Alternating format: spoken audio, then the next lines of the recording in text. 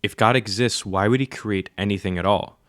Critics of theism often accuse theism of not having any explanatory power. That is, the ability to explain data that's in need of explanation. After all, on this hypothesis of theism, how would we know what God would do? Isn't God's ways higher than our ways? A note before we begin.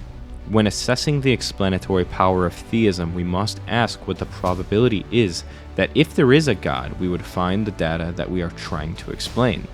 This is why theists will argue, for example, that morality is evidence for God.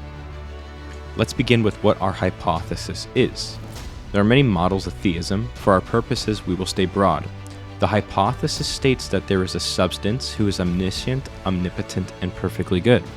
Now that we have such a being in view, it follows from the hypothesis God will do any action that is the best action to do, one of any set of alternative equal best actions, or if there are no best or equal best actions, some action of a best kind or equal best kind, or if there are none of those, some good action and no bad action. As a disclaimer, our understanding of what is good and bad is very limited. Some actions may be good or bad because of intrinsic qualities that we just don't have knowledge of. Some actions may be good or bad because of consequences we don't have knowledge of. But clearly most of us have an understanding of moral values. When we judge that it's wrong to murder, and we judge that it's good to feed the starving, we make true moral judgments. Judging between different moral positions and frameworks can get murky, and we can sometimes be wrong. Our understanding of moral things is very limited and prone to error, just like many other things, but it's such that we can grow in it. We have to make tentative judgments in light of our understanding at the time of investigation, bearing in mind the possibility of future revision. But it's also wildly implausible to suppose that our understanding of what is morally good and bad is totally in error. So given that we have at least some idea of what is good, we have some idea of the kinds of worlds God would make if he exists. It is better for God to bring about the existence of something beyond himself, rather than to do any action that is incompatible with his goodness. So the kind of action of causing the existence of something else is a best kind. God must bring about the existence of other things. And we can affirm this through the Dionysian principle, which states that goodness is by its very nature diffusive of itself, and thereby of being.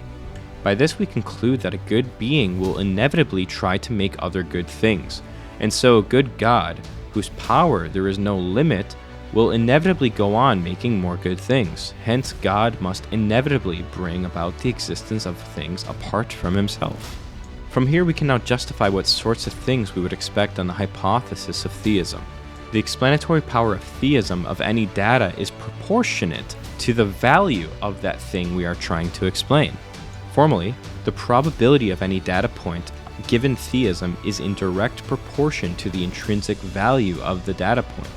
So anything that is highly valuable is going to be highly expected on theism, and anything that is modestly valuable will be modestly expected on theism.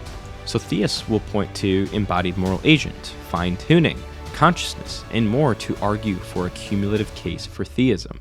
Now, because of the nature of confirmation theory, the theist does not even need to say the data in need of explanation are highly probable on theism. We can confirm theism even with modest probability assignments. So if we are positing theism as an explanation for any data, D, if we say the probability of D on theism is 0.5, we can massively confirm theism, because if one hypothesis makes the data modestly probable, but its competing theories make it improbable, we get a ratio of predictive value that gives us what is called a Bayes factor. This allows data to strongly confirm one hypothesis over another because of the relative degrees of predictiveness. So it is a massive mistake when critics of theism say that there is no evidence for God, or that theism has no explanatory power.